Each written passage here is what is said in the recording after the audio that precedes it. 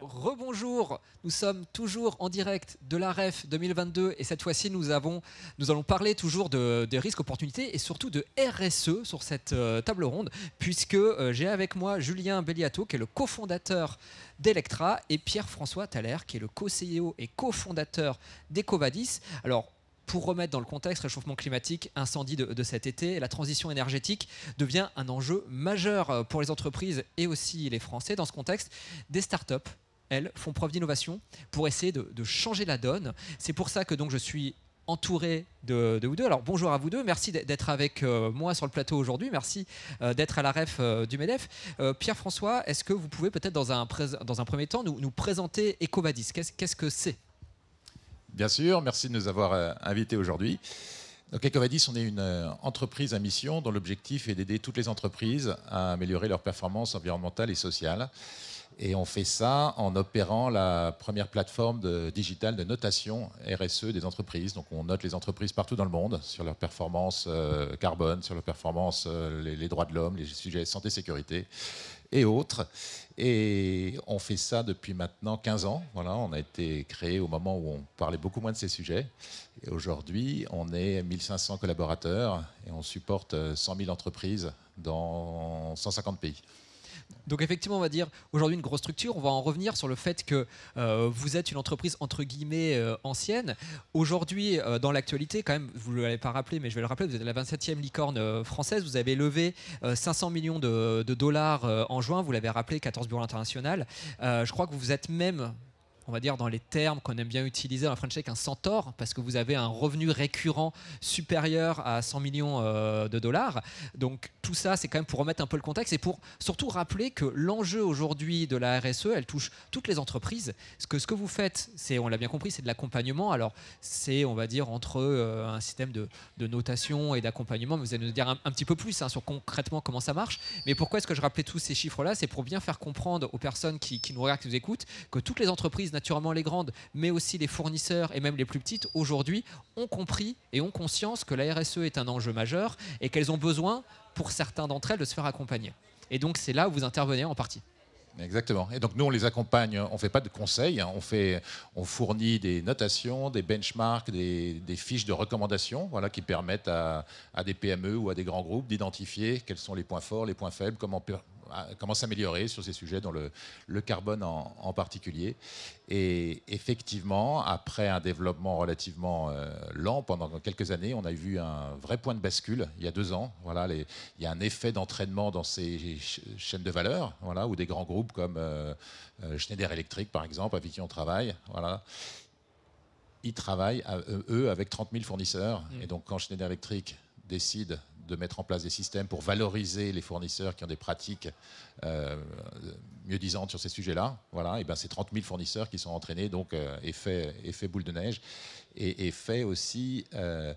il y a un effet de globalisation. Voilà, la RSE, ça a commencé quand même beaucoup en Europe, mais aujourd'hui, là où on voit le plus de croissance, c'est aux États-Unis, c'est au Japon, donc tous les pays s'y mettent quelque part. Alors on va revenir dans quelques instants là-dessus, sur le développement, sur ce que vous faites, sur vos clients et ainsi de suite. Si vous voulez bien, je vais laisser la parole à Julien quelques instants. Donc je vous ai présenté cofondateur d'Electra. Electra, ça ne parle pas forcément à tout le monde. Alors c'est quoi concrètement Electra? Je vais vous expliquer ça. Bonjour. Pardon. Et merci également pour l'invitation.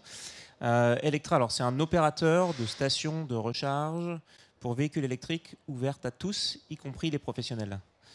On a créé la société, donc on est plus jeune qu'Ecovadis, on a 18 mois environ. On a créé la société au premier trimestre 2021. Et on est aujourd'hui 80 collaborateurs avec des bureaux à Paris, à Lyon, à Lille et à Bruxelles. Et pour en dire un petit peu plus sur le mode opératoire, parce qu'il y a beaucoup de choses diverses et variées dans le monde de la recharge du véhicule électrique, notre mode opératoire, c'est de trouver des emplacements ouverts au public, 24 heures sur 24, 7 jours sur 7, d'y construire nos stations. Donc les actifs, les stations sont finalement à nous. On les opère et nos revenus sont les sessions de charge. Donc ce sont des stations de recharge ouvertes à tous. Et il y a certaines spécificités, comme ce sont des bornes plutôt rapides, des stations qui sont positionnées plutôt dans les grandes métropoles, par opposition par exemple aux autoroutes, mais pas que. Ça permet de charger un véhicule entre 15 minutes et 50 minutes environ. et ont tout ce qui est software, technologie, puisque finalement les bornes sont un peu les muscles et tout le software derrière, c'est le cerveau. Tout ce qui est la technologie, la supervision, l'application et les autres objets technologiques qui permettent d'utiliser les bornes intelligemment, c'est développé en propre par nous. Et sur le point du financement, on a récemment bouclé une levée de fonds de 160 millions d'euros en juin cette année, auprès de fonds d'investissement en infrastructure principalement. Et pour donner quelques milestones, quelques dates et quelques objectifs, un peu de vision, aujourd'hui on a 70 points de charge, donc il faut faire la différence entre une station et un point de charge. Aujourd'hui on a 70 points de charge. En fin d'année, en France, on en aura 300. Fin d'année 2023, 600 points de charge de plus. Et l'objectif, c'est d'avoir 8000 points de charge en Europe ouverts en 2030, ce qui permettra, du coup, pour faire le lien avec le thème de la journée d'aujourd'hui, d'économiser, d'éviter en fait 4,4 millions de tonnes de CO2 en 2030. Alors Julien, je vais rester avec vous quelques instants. Effectivement, vous le rappeliez, 160 millions d'euros levés. Alors j'avais mis le 30 juin 2022 pour être précis. Je crois que vous avez levé également 15 millions l'année d'avant, en 2021, en juin également. Donc aussi pareil, comme EcoVadis, on va dire depuis 2 ans, une très forte accélération avec une capacité de financement qui est derrière, qui est très forte. On comprend bien aussi que derrière les enjeux d'Electra, c'est aussi l'adoption finalement de la voiture électrique. Aujourd'hui, il y a encore des freins, même si les Français sont de plus en plus nombreux à vouloir passer à l'électrique. Et l'une des craintes, notamment, ça passe par ces fameuses recharges de voitures, puisque il peut y avoir la peur, entre guillemets, d'avoir la panne d'électricité, en tout cas de ne pas recharger au bon moment, de ne pas forcément trouver une place, d'arriver sur une borne de recharge mais qui est déjà utilisée ou qui ne fonctionne pas ou mal. Aujourd'hui, malheureusement, en tout cas sur cette partie de la recharge, ça peut être un frein. Et donc on comprend bien que derrière, avec Electra, l'un des enjeux, c'est de développer le nombre de points de charge pour qu'effectivement ce soit plus facile pour les Français qui ont une voiture électrique de venir le recharger, tout en facilitant aussi l'accès finalement à ces bornes avec le logiciel pour être entre guillemets sûr que du temps que ça va prendre et que la borne soit bien disponible. Est-ce que c'est bien ça finalement les enjeux derrière Electra ? Oui, les enjeux principaux, c'est exactement ça. D'ailleurs, vous avez peut-être vu cet été sur les médias sociaux les photos des conducteurs de véhicules électriques qui attendent les longues files d'attente. Donc il y a déjà des files d'attente alors qu'il y a assez peu de véhicules électriques en France aujourd'hui, puisqu'il y en a environ 600 000. Je parle des véhicules électriques à pure batterie. Et les prévisions indiquent qu'il y en aurait en 2030 environ 9 millions, x 15. Donc un sujet, c'est la densité du réseau, effectivement. Donc il faut déployer, installer des bornes, installer des points de charge. Un autre sujet, c'est effectivement la fiabilité. Donc il faut choisir le bon matériel, bien faire l'ingénierie, bien l'installer. Et le dernier sujet, clé auquel répond, je pense, particulièrement bien Electra, c'est la qualité de l'expérience utilisateur. Aujourd'hui, dans le secteur, ça s'améliore, mais c'est encore un peu compliqué. Souvent, on ne sait pas combien on va payer, ou ça ne marche pas, ou on a un badge qui n'est pas compatible, ou on ne sait pas combien de temps on va se charger. C'est assez compliqué. L'objectif d'Electra, c'est de simplifier tout ça et en fait, en s'approchant d'une station Electra, plutôt que d'être angoissé, de se sentir bien et rassuré, puisqu'on sait que ça va fonctionner bien, au bon prix, et que ça va charger vite. Donc ça, en fait, la différenciation, elle se fait comment finalement par rapport à tout ce parc de bornes qui existe déjà aujourd'hui ? C'est quoi ? C'est la tech qu'il y a derrière ? C'est le logiciel ? Alors il y a différents points de différenciation. Le premier, c'est que par rapport, on parle beaucoup de centaines de milliers de points de charge. Il y a beaucoup de points de charge parmi ces milliers de points de charge qui sont des points de charge lentes. Alors il y a un marché pour cette charge lente, notamment à la maison, au bureau, mais en voie publique, c'est compliqué à utiliser. On ne sait pas si ça va être libre, etc. C'est compliqué. Donc une grosse différence, c'est que nous, on fait des points de charge rapides. Donc c'est entre 22 et principalement même du 300 kW. 300 kW, celles qui permettent de charger en 15 à 20 minutes. Ça, c'est un point. On n'est pas les seuls, mais c'est un point assez différenciant. Il n'y en a pas beaucoup. Le deuxième point, c'est la simplicité. Ça veut dire on a un tarif à l'énergie vendue simple. Voilà. Et le dernier point, le plus différenciant, c'est effectivement que alors, tout le monde peut venir se charger chez nous aussi. Ça veut dire soit en utilisant les badges de mobilité, soit en utilisant les cartes de crédit, parce qu'on équipe nos bornes de terminaux de paiement, soit en utilisant l'application Electra, dont j'ai commencé à parler, qui permet d'offrir une expérience complète et maîtrisée par Electra de A à Z, avec notamment, par exemple, quelque chose qu'on est les seuls à offrir, qui est la réservation du point de charge. Donc, comme on est sur autoroute, par exemple, on va dire que c'est assez peu utile de réserver le point de charge, puisqu'on arrive en charge et on s'en va. Par contre, en zone urbaine, pour les professionnels, par exemple, ou même pour n'importe qui n'a pas d'option pour se charger à la maison ou au bureau, c'est quand même hyper pratique de pouvoir, un peu à la façon de Uber ou pour la réservation des scooters électriques ou des trottinettes, de réserver son point de charge 15 à 30 minutes avant d'arriver. Sur nos stations, on a des afficheurs IoT qui ont été développés avec des partenaires industriels par nous et qui indiquent que la place est réservée. et le point de charge ne peut être activé que par l'utilisateur qui a réservé. Et il y a d'autres sophistications comme ça, comme par exemple, vous voyez, quand on met des stations en souterrain, on a un partenariat avec Indigo, il faut pouvoir lever la barrière et ne pas double payer le parking et la charge. Par contre, pour ceux qui voudraient rentrer grâce à l'interface Electra sans payer le parking et en se chargeant, qui resterait longtemps, il faut être capable d'aller collecter les revenus supplémentaires correspondant au parking et de les reverser à Indigo, par exemple. Donc tout ça, toute cette sophistication qui correspond à des usages nouveaux liés à la mobilité électrique, c'est très intrinsèque à Electra et c'est très ancré dans la technologie qu'on développe en propre. Et c'est là qu'est la différenciation majeure avec les autres acteurs.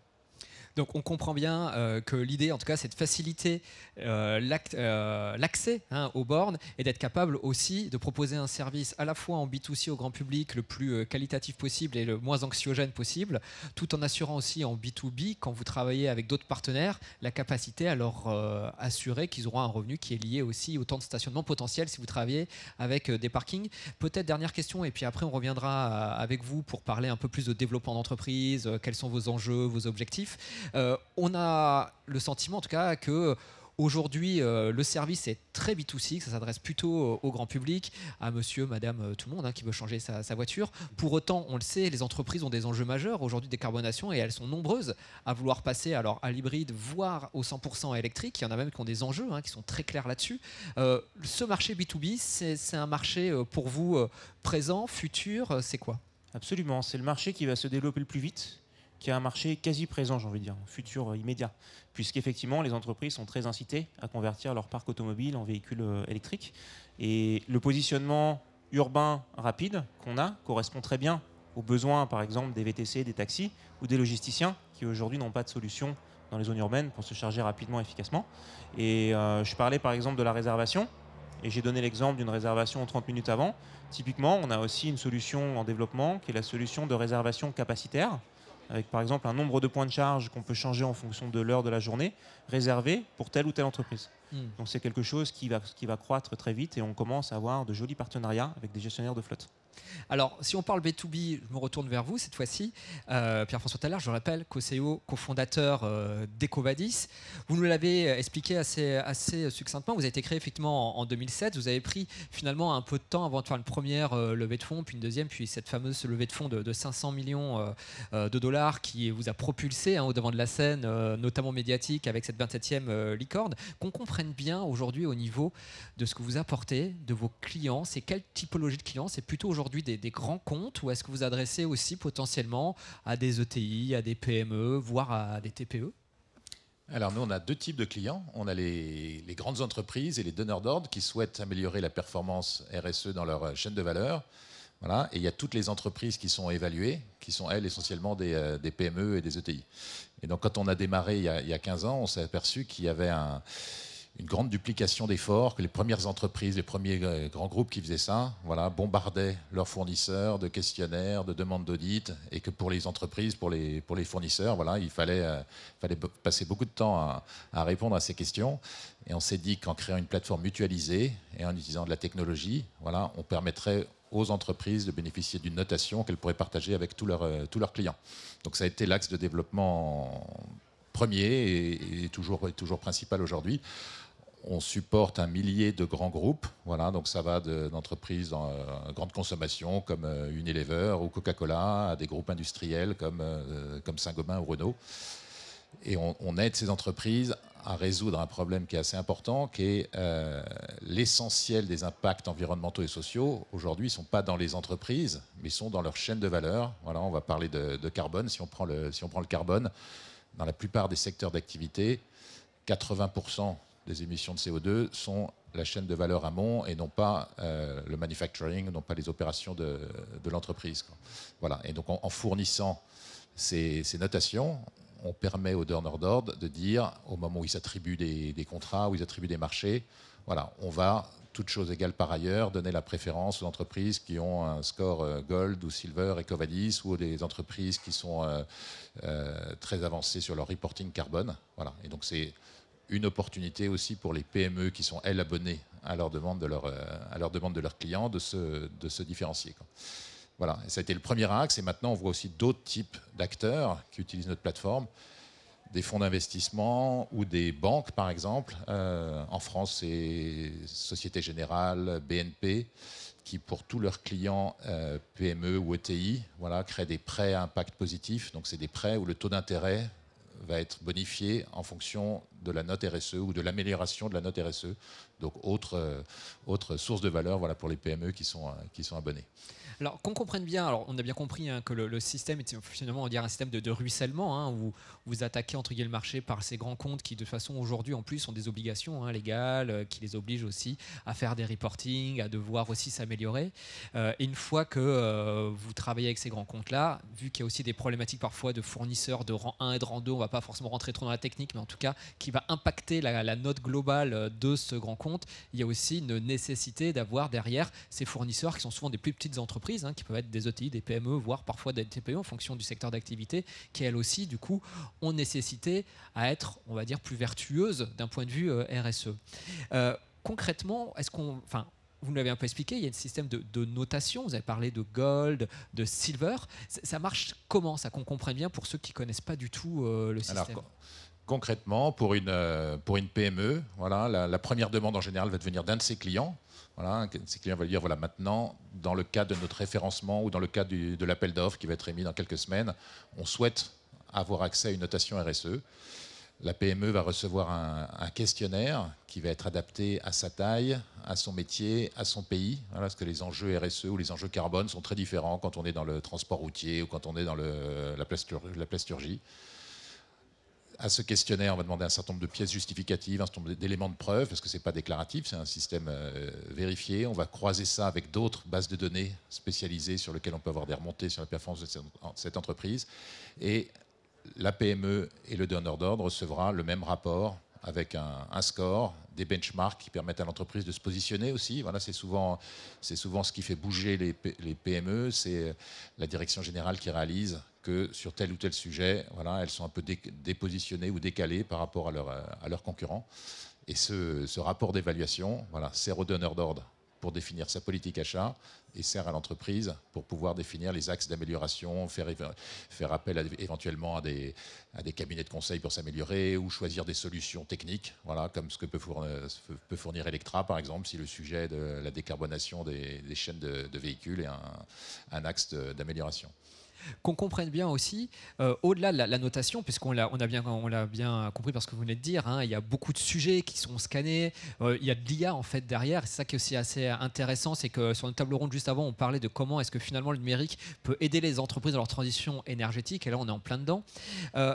Une fois que vous avez fait, on va dire, cette analyse, ce bilan, il y a peut-être des points qui sont des points noirs. Est-ce que derrière, il y a une forme d'accompagnement des entreprises pour leur dire attention là-dessus, c'est là où, entre guillemets, on vous a un peu dégradé la note parce que vous n'êtes pas bon, ou en tout cas, il y a un axe d'amélioration assez fort.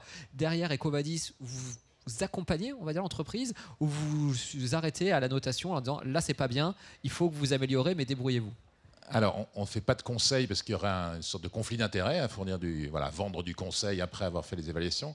Par contre, effectivement, pour EcoVadis et puis pour la plupart de nos clients, la finalité, ce n'est pas les évaluations. La finalité, c'est déclencher des améliorations. Et donc, on a développé toute une série d'outils digitaux sur la plateforme, voilà, pour permettre aux entreprises de s'améliorer. Il y a 2 ans, on a lancé ce module carbone, voilà, qui permet d'aller plus en profondeur et notamment permettre aux entreprises de mesurer leur empreinte carbone.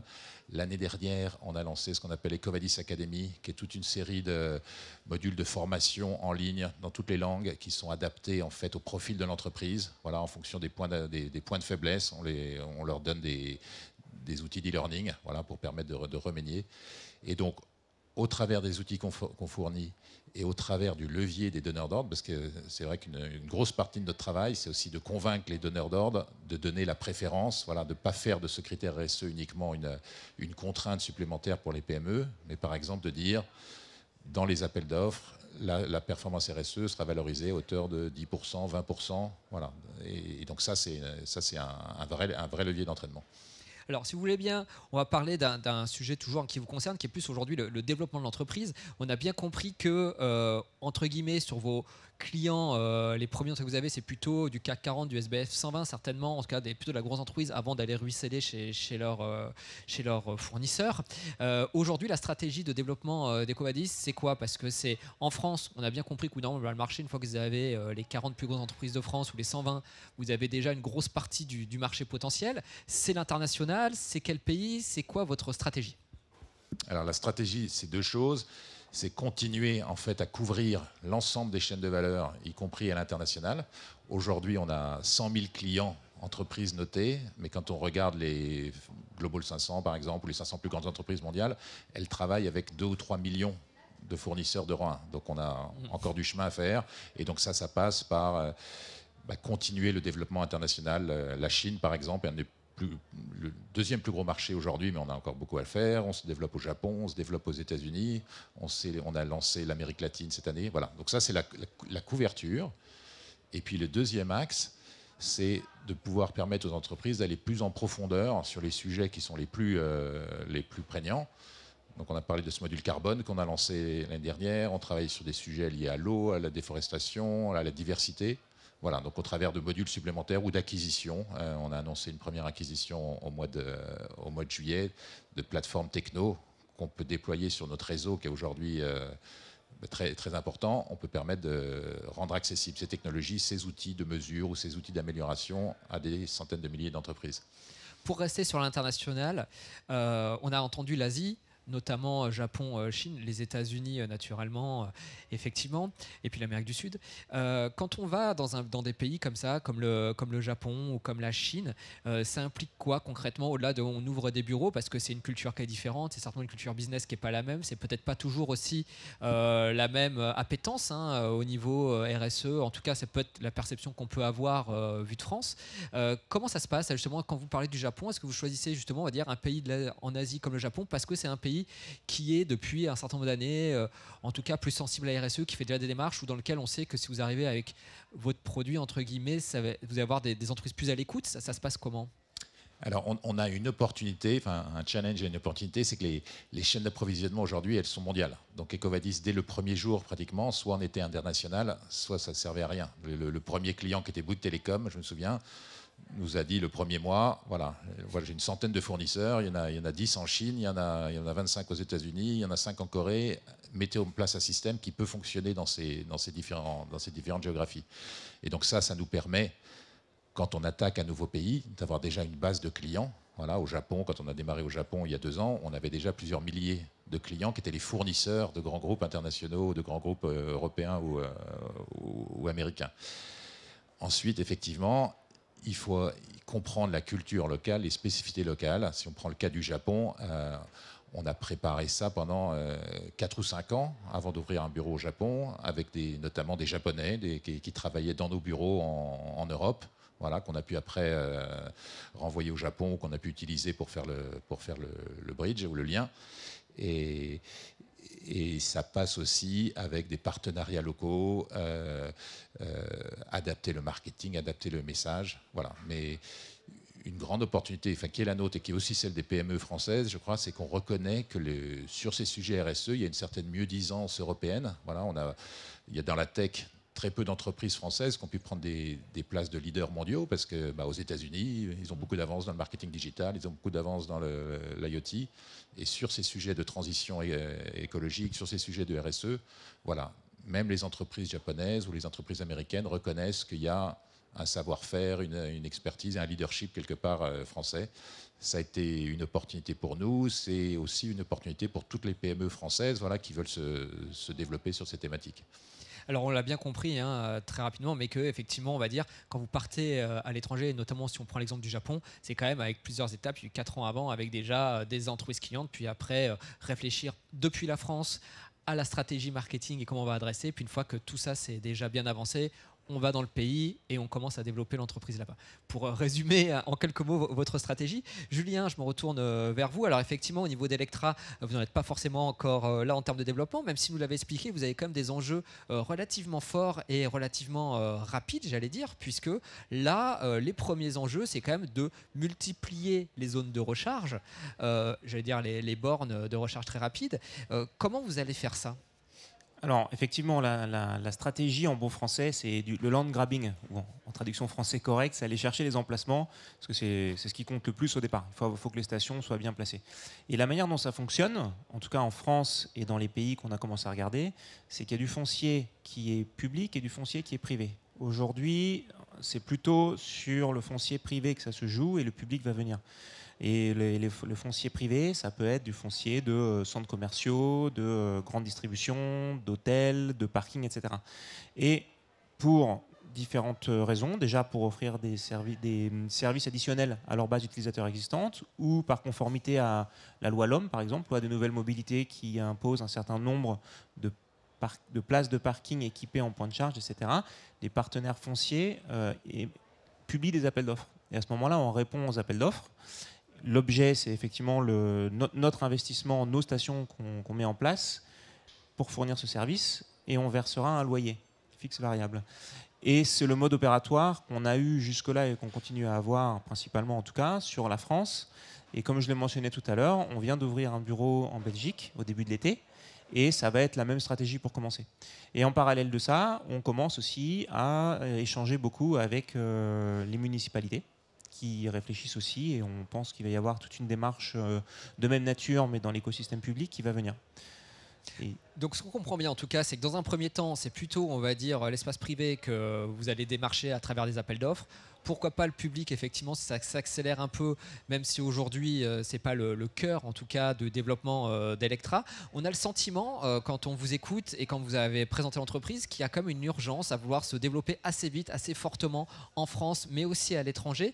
C'est pourquoi ? C'est parce que le marché aujourd'hui se structure et il est concurrentiel, que c'est important aussi par rapport aux usagers d'être présent fortement en France et donc d'être reconnaissable, parce que évidemment, le but, c'est aussi d'avoir une marque, qu'on connaisse les bornes Electra comme d'autres, peut-être, bornes de recharge. C'est quoi l'enjeu derrière ? Alors, l'enjeu principal, il vient des chiffres en fait, du taux de pénétration des véhicules électriques. Donc, je mentionnais tout à l'heure qu'en 2030, il y aurait environ 9 millions de véhicules.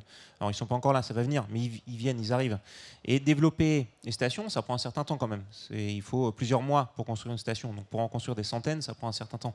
Donc, pour être prêt à temps, il n'y a pas longtemps, il y avait vraiment ce sujet de poule et d'œuf. On ne vendait pas de véhicules parce qu'il n'y avait pas de bornes, on n'installait pas de bornes parce qu'il n'y avait pas de véhicules. Aujourd'hui, on sait que les véhicules arrivent. Donc il faut investir, il faut mettre les stations pour qu'elles soient là. Évidemment, il faut qu'il y ait une équation économique qui tourne, puisqu'il faut qu'elles soient bien placées, il faut qu'il y ait un certain niveau de flux, etc. Et le fait que tout le monde ait conscience que ces véhicules arrivent fait qu'aujourd'hui, il y a une course, comme je l'ai mentionné tout à l'heure, au foncier. Et donc, effectivement, à chaque fois qu'on répond à un appel d'offres, il y a un certain nombre de concurrents. Et ce qui fait la différence, c'est la qualité du service, principalement, la sophistication du service, le niveau de performance, de fiabilité qu'on peut fournir. Et également, tout à l'heure, je n'ai parlé que des utilisateurs finaux quand vous avez posé la question sur le partenariat B2B, puisqu'on fait la différence dans le vocabulaire Electra entre les clients, qui sont ceux qui vont utiliser nos stations, et les partenaires, mais qui sont aussi des gens qu'on démarche, les partenaires fonciers. Et pour eux aussi, on développe des services. Par exemple, toutes les données qu'on récolte de fréquentation, ou la quantité de kilowattheures justement vendues qui permet de faire un calcul de tonnes de CO2 évitées, sont des données qu'on fournit aux partenaires fonciers, par exemple. Alors, Julien, très rapidement, on comprend bien que par rapport à tous ces enjeux de développement, il y a aussi derrière des enjeux de structuration d'entreprise, ça va vite. Vous l'avez rappelé, vous êtes entre guillemets comme une entreprise récente, vous devez recruter des collaborateurs, vous devez avoir une stratégie de développement. Comment ça se passe en interne pour gérer tout ça ? Vous êtes deux. Également, il faut le rappeler, vous n'êtes pas seul à la tête. Est-ce que ça vous aide justement d'avoir un associé pour pouvoir structurer justement l'entreprise ? Absolument. Alors on est trois. On est trois en tout. Pardon. Et dès le début, en fait, on a eu la chance d'avoir cette première levée de fonds en juin 2021 de 15 millions d'euros quand même, donc une belle levée de seed de l'année dernière, la plus grosse de France d'ailleurs, ce qui nous a permis de recruter assez vite. Donc assez vite, on a eu on va dire un socle d'une dizaine de personnes, qu'on appelle le COMEX, Donc finalement, on n'est pas vraiment 3. Dès le début, on était une dizaine de personnes. Et effectivement, on a recruté très très vite, puisqu'il y a un an, on était une dizaine, aujourd'hui on est 80. Et donc c'est un gros enjeu de trouver les talents, de trouver les meilleurs talents, de trouver les bons talents au bon moment, et de garder une bonne structuration et des bons process. Et c'est un effort au quotidien de cette équipe de leaders.